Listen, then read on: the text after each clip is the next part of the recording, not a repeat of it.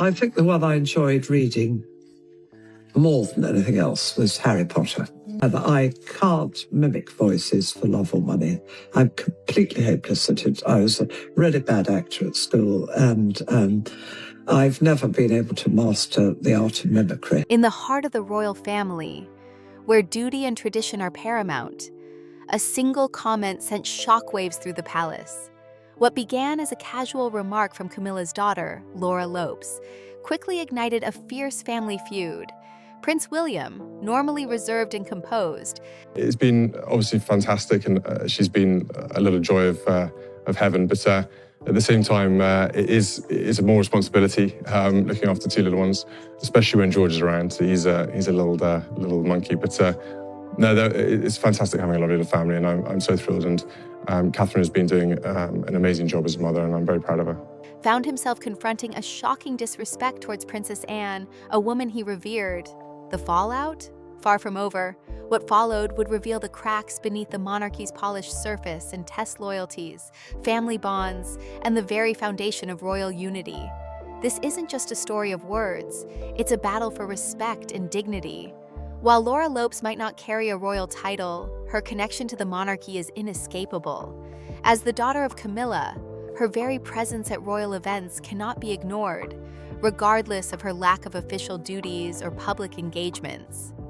A mother of three, an art curator by profession, and largely private in her personal life, Laura has often flown under the radar, staying away from the public's eye. Her mother's marriage to King Charles, however, keeps her tethered to the royal family in ways she can't entirely escape. Even her children, on occasion, have been thrust into the limelight, playing significant roles at their grandfather's coronation. For someone who is used to life out of the public eye, the royal spotlight can be a heavy weight to carry, and sometimes it brings unwanted attention. This time, the unwanted attention stemmed from a simple yet cutting remark that would stir up a family conflict. The royal gathering that day was intended to celebrate Princess Charlotte, marking her contributions to the monarchy's image and her blossoming role in representing the royal family. At such events, a delicate blend of tradition and public service is showcased, with royals stepping in to fulfill their duties in support of causes that matter to the nation. It was at one of these events, held at Windsor Castle, that Laura's comment about Princess Charlotte caused a stir. Charlotte, still young, had already garnered respect from both her family and the public.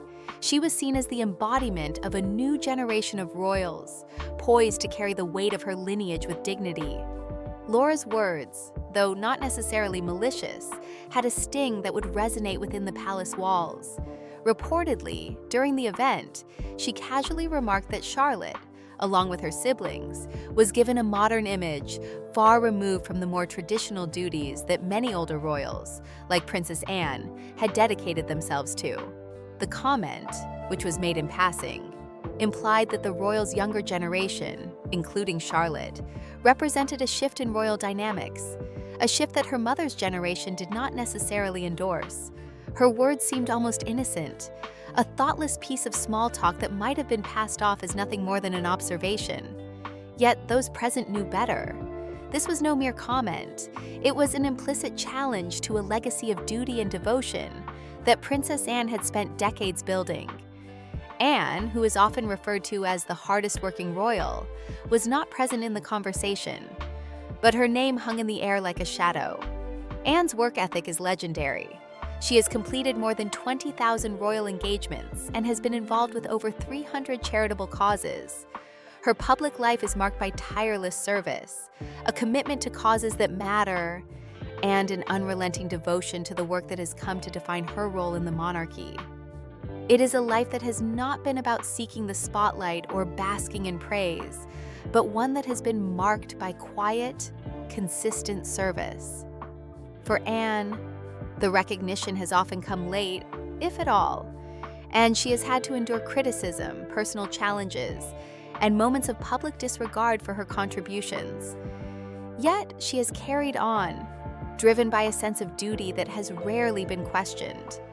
For someone like Anne, who has made enormous personal sacrifices in her role, Laura's comment struck a deeper chord than perhaps even she realized.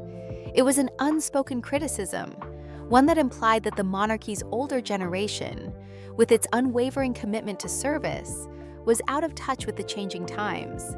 And yet, it was not only a public comment.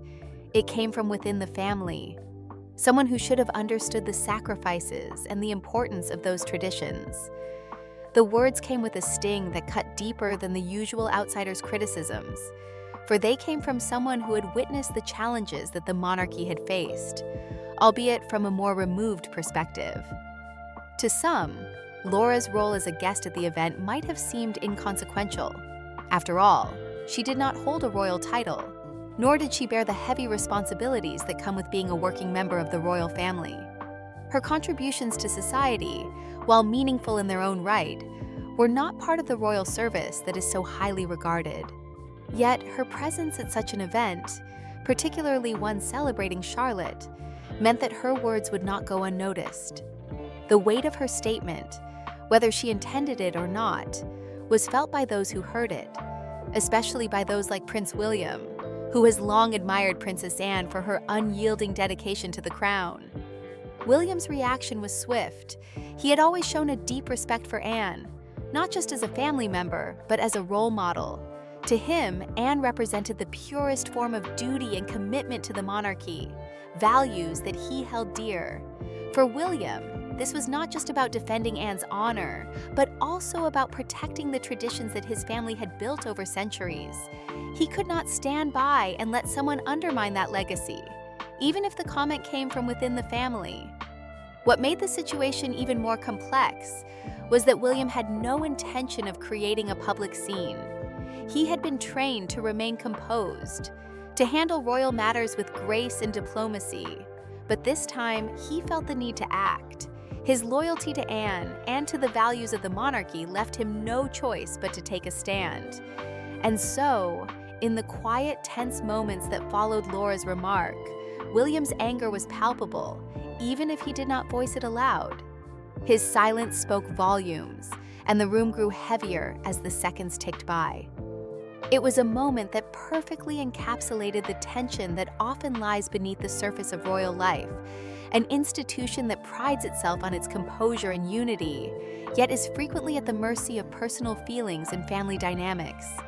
In this instance, the lines between public duty and private family relationships were blurred, and the consequences of Laura's seemingly innocent words would echo through the halls of Buckingham Palace long after the event had ended. As the evening wore on, the discomfort in the room was impossible to ignore. Guests whispered, eyes darted between the key players, and the usual jovial atmosphere that surrounds royal gatherings seemed to have been replaced with a quiet, underlying strain. For those who were watching, it became clear that this was no ordinary royal gathering. It was a moment when family drama collided with public duty, and the result was a shift in the delicate balance of the monarchy's public image. The fallout from this moment would not be immediately apparent to the public, but behind the palace walls, the situation was far from over. The incident had sparked a rift that would require careful navigation in the coming days. As the royal family members retired for the evening, the tension would follow them, a lingering reminder of how even the smallest comment could ripple through the fabric of the monarchy, leaving an impact that was difficult to undo. William had always been someone who carried the royal legacy with pride. He grew up watching his father, Prince Charles, navigate the complexities of royal life, and he himself had learned to handle the public with the same grace and restraint. But this time, his deep loyalty to Anne, coupled with the insult to her decades of tireless service, left him no room to remain silent. In that moment, something shifted within him, and the quiet composure that had been a hallmark of his public persona was overshadowed by a more visceral reaction. The royal family is often seen as a unitary entity, one that embodies unity, strength, and an almost unshakable sense of purpose. However, as William's response demonstrated, the family is, at its core, composed of individuals with personal ties, emotions, and loyalties that can sometimes become difficult to navigate. This was not simply a matter of defending Anne's professional contributions. It was about William's personal sense of duty to his family, particularly to Anne, who had always stood as a pillar of stability in the monarchy. As Prince William stood there, absorbing Laura's words, his protective instincts kicked in. Anne had spent decades proving her worth to the public and to the monarchy itself. She had devoted herself to her charitable work, most notably with Save the Children, and had been a tireless advocate for causes that mattered, even when it meant sacrificing her own personal life. She had weathered many storms over the years, including being overshadowed by her brothers and often overlooked in favor of other royals. Yet, she had always carried on without complaint, never seeking public adoration or applause. It was her dedication, her work ethic, and her ability to remain steadfast in the face of criticism that had earned William's admiration.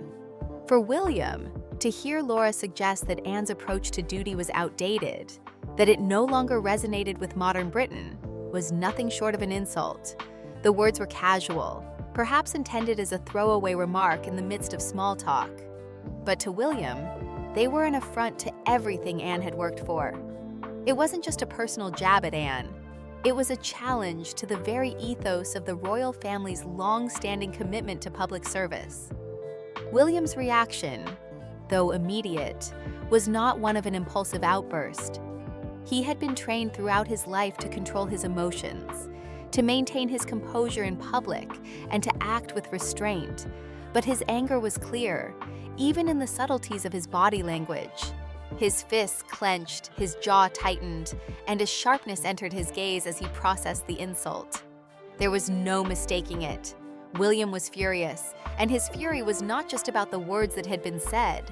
It was about what they represented, a disregard for Anne's lifelong commitment to the crown and the monarchy. As the moments passed, the atmosphere in the room grew heavier. It wasn't just William's reaction that had altered the mood. It was the tension that had been unleashed. The royal family, despite its public image of unity and solidarity, was now faced with a moment of internal conflict. The divide between those who shared William's sense of loyalty and those who were more inclined to defend Laura, namely Camilla, was starting to surface. The family, which had long been seen as an unbreakable unit, was beginning to show cracks.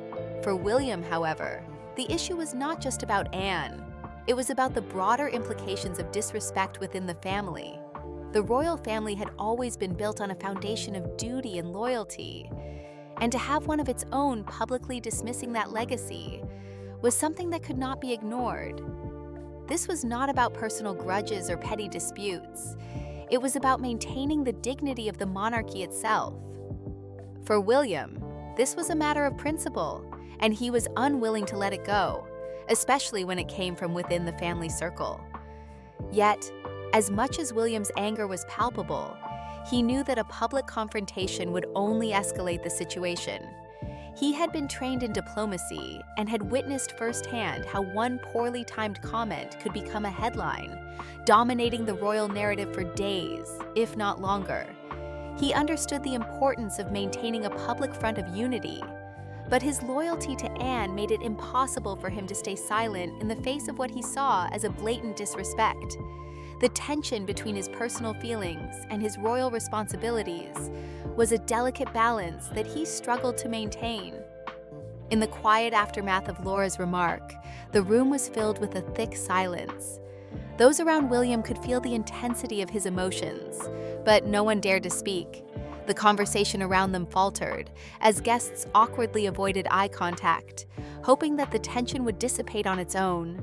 But it didn't. William's anger was not something that could be ignored, not for him, and certainly not for the others who were witnesses to this moment. His eyes, sharp and full of restraint, spoke volumes. He did not need to say a word for those around him to know exactly how he felt. It was a difficult moment for the royal family to navigate. On the one hand, there was a need to maintain the public image of unity and respect for the institution. On the other hand, there was a personal element that could not be dismissed. This was not just about royal duties and public service. It was about family.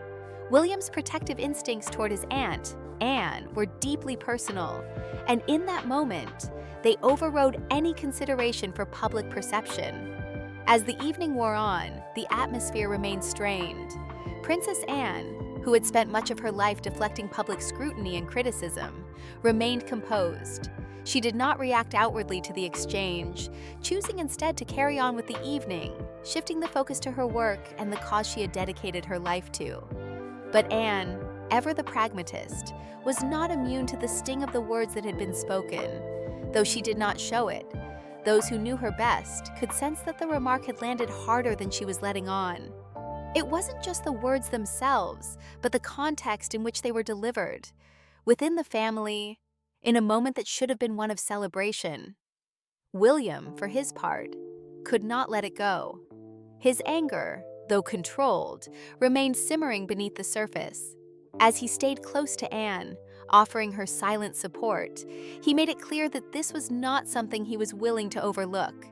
His protective instincts, sharpened by years of responsibility, would not allow him to let this moment slip by without some form of acknowledgement. The tension lingered long after the event had ended. As royal gatherings continue, the royal family often projects an image of unity, with smiles and handshakes that mask the complexities beneath. But in the days that followed, the tension between William and Laura Lopes, though not overtly discussed, was impossible to ignore. The undercurrents of conflict were there, and they would only continue to grow in the coming days, setting the stage for a much deeper rift that would ripple through the royal family in the weeks to come. William's reaction to the insult had set something in motion, a chain of events that would be difficult to reverse. His loyalty to Anne and the monarchy was unwavering, but it was clear that this was not an issue that would simply fade away. In the days that followed, William would continue to wrestle with his emotions, trying to balance his personal loyalties with his royal duties, all while navigating the growing tension within his family. And for Laura Lopes, the consequences of that one careless remark would soon become all too real. Prince William, deeply affected by the insult to his aunt, Princess Anne, could not let the matter go. Despite his usual restraint and adherence to royal protocols, William's anger remained unresolved, and he felt the need to address the situation. His protective instincts, particularly when it came to Anne, were driving him to take action. For William, this was no longer just about defending Anne's reputation. It was about defending the values that the monarchy stood for: duty, loyalty, and respect. These values were something that Anne embodied more than any other royal, and William was determined not to let her dedication be undermined by a careless remark. The royal family had always prided itself on its unity, its ability to present a united front in the face of public scrutiny. However, William's inability to let go of his anger was exposing cracks in that unity. As much as the family might have wanted to move past the incident, it was clear that the tension between William and Laura Lopes, along with the underlying issues it brought to the surface, could not be ignored. In the days following the event, William sought a private meeting with Princess Anne. He had spent the night replaying the moment over and over in his mind, and his frustration was only growing. Anne, for her part, was not surprised. She had known William long enough to sense that he would not let the issue slide. Anne, known for her stoic demeanor and level-headedness, had weathered countless criticisms throughout her life, but this time, the insult felt different. It came from within the family, someone who should have known better. When William and Anne finally sat down together in Anne's private sitting room, the conversation was tense but measured. Anne listened as William expressed his frustration in sharp, clipped sentences. He told her that he could not understand how Laura, who owed her position entirely to her mother's marriage to King Charles, could have the audacity to criticize someone like Anne, who had dedicated her entire life to the monarchy. To William, the contrast between Anne's hard work and Laura's casual remark was glaring. Anne, ever the pragmatist, shrugged off the insult. She had grown accustomed to the public's dismissal of her efforts and had long accepted that her role in the royal family was not one that sought applause or recognition. "You get used to it, William," she said with a sigh. "People always think they know what this job should be."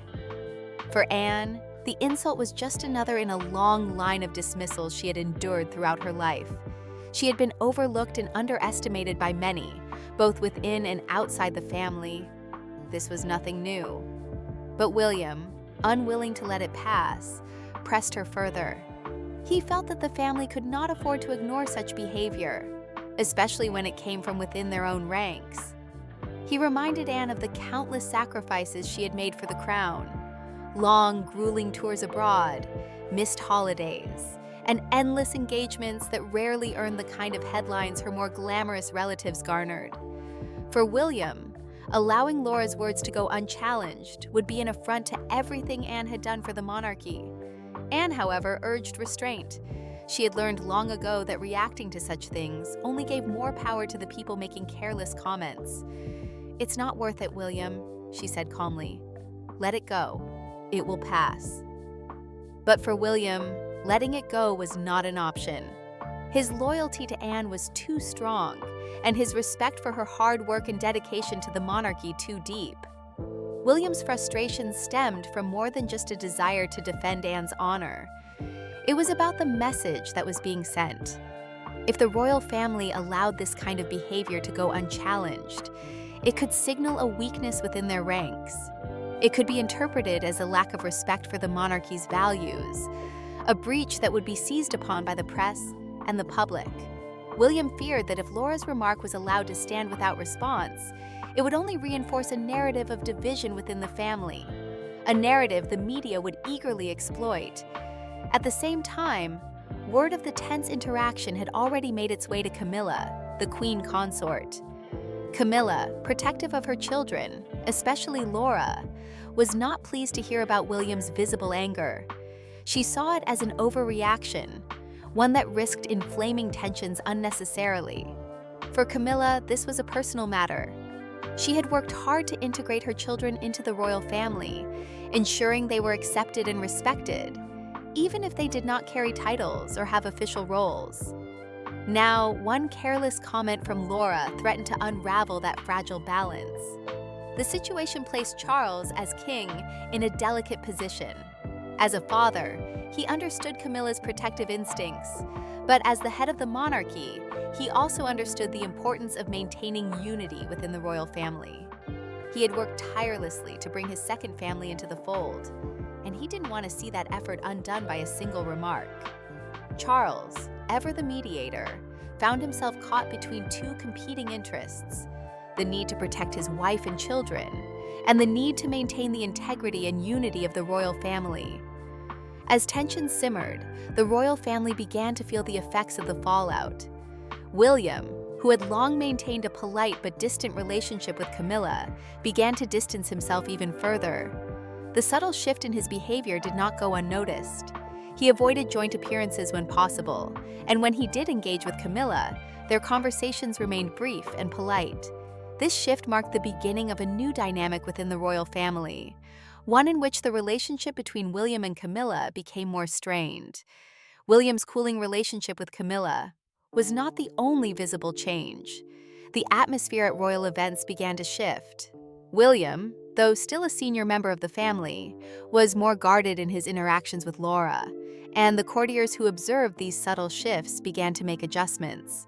At informal gatherings, seating arrangements were subtly altered to avoid having William and Laura seated near each other. These small changes reflected the growing divide within the family, a divide that, though invisible to the public, was becoming harder to ignore.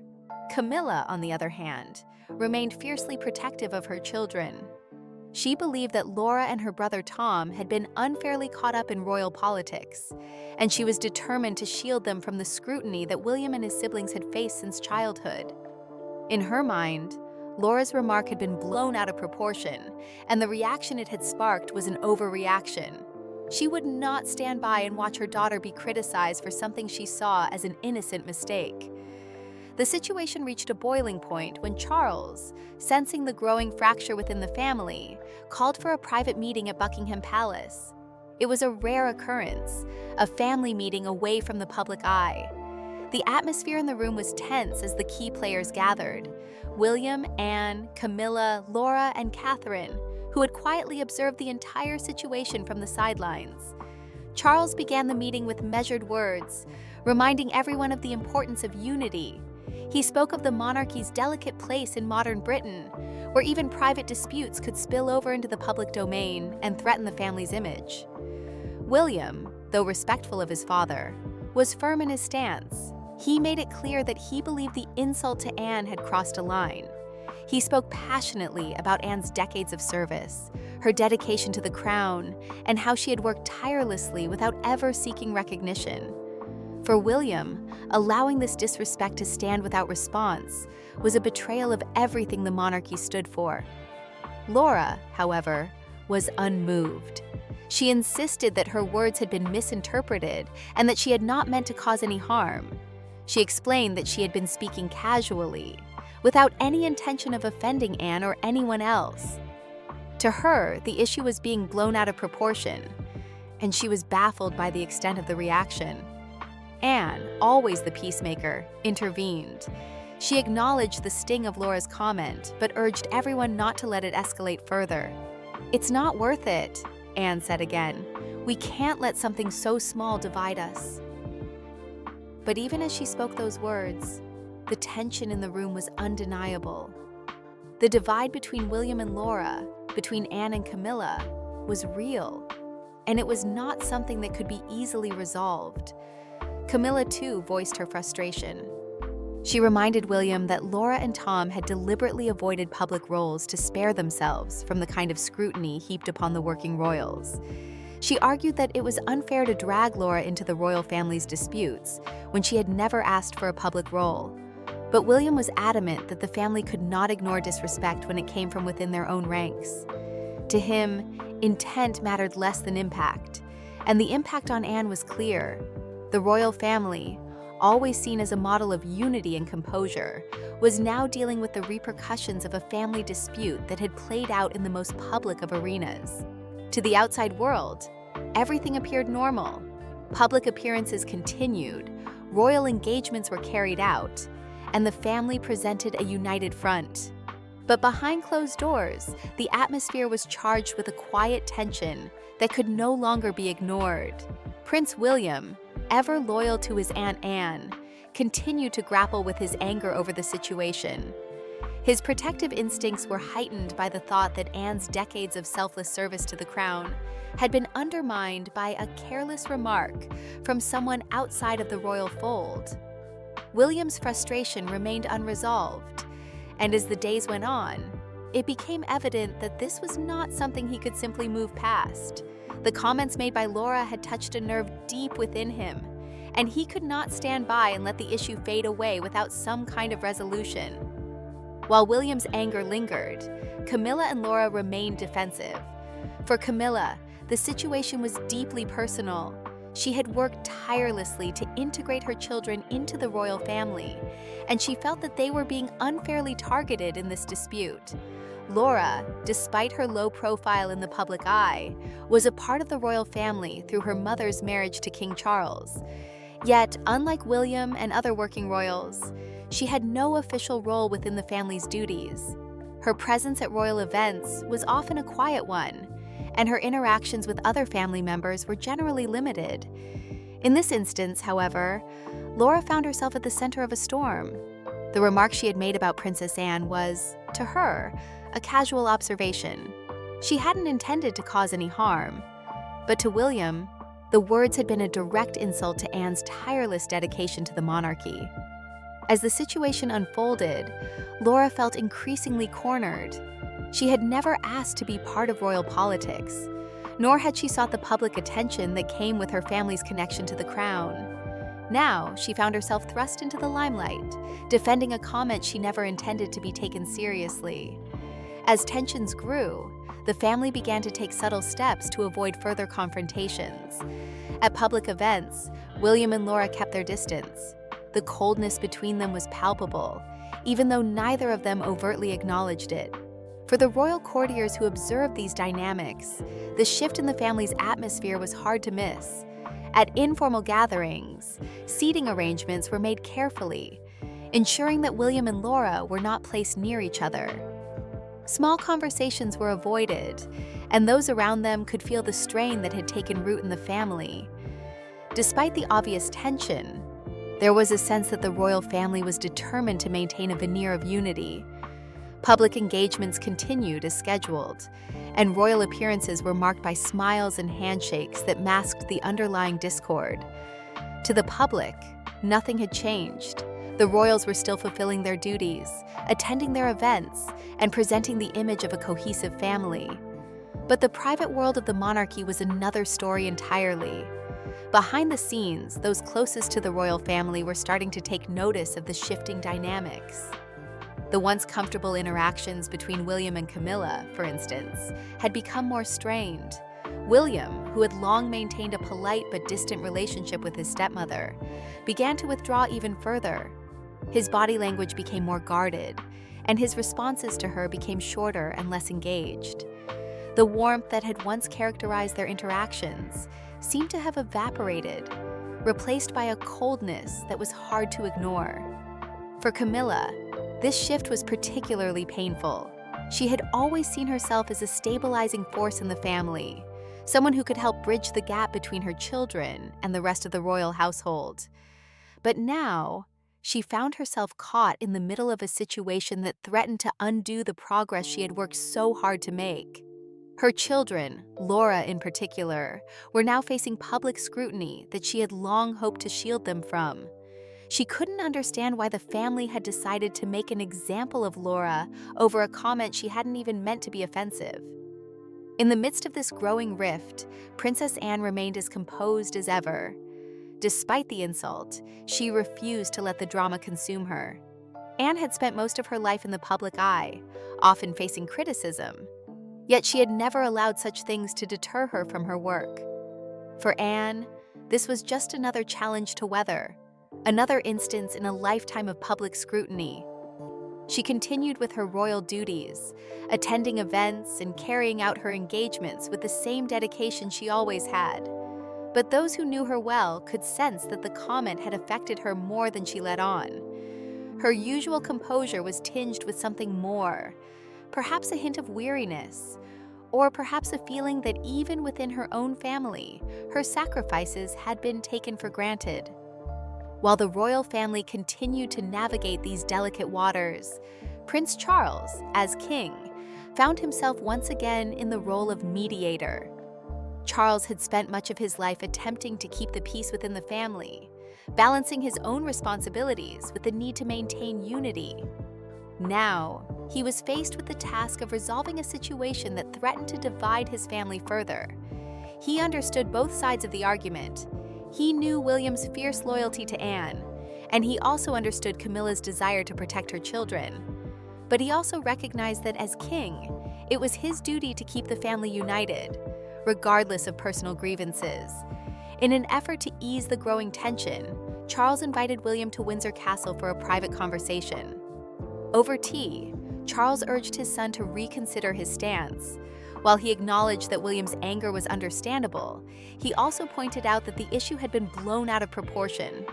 Laura had not meant to insult Anne, Charles insisted. The remark was careless, but it wasn't intended to cause harm. Charles, ever the pragmatist, suggested that the family needed to move on and focus on more important matters, rather than allowing one comment to create lasting divisions. William, however, remained unconvinced. His loyalty to Anne was too strong, and he felt that the family could not afford to ignore such disrespect. For him, it wasn't just about the remark, it was about the principle of the matter. He could not accept that someone within the family would undermine Anne's contributions to the monarchy, even if the criticism had been unintentional. The conversation between father and son ended without any resolution. William, though respectful of his father's position, remained firm in his belief that the matter needed to be addressed. Charles, for his part, understood his son's frustration, but was reluctant to let the issue escalate further. The tension between them, though unspoken, was palpable. It was clear that the rift between William and Camilla's family had not been healed, and the family's unity remained in question. As the weeks went by, the divide within the royal family only deepened. The public, as always, remained largely unaware of the inner turmoil. But behind the scenes, the family's relationships were becoming more strained. William continued to stand by Anne, refusing to let the insult go unchallenged. Camilla, in turn, remained protective of her children, particularly Laura, who was now at the center of the storm. For Anne, the situation had become just another chapter in a life defined by her commitment to duty and service. She carried on, as always, with a quiet strength that few outside the family truly understood. As the tension simmered, the royal family was left to navigate the delicate balance between public appearances and private conflicts. The cracks in their unity were becoming more visible, even if they were not fully understood by the outside world. What had begun as a passing remark had grown into a much larger issue, one that would continue to shape the family's dynamics for some time to come. The tension, though unspoken, was there to stay, quietly affecting the relationships within the royal household and leaving a mark that would not easily fade.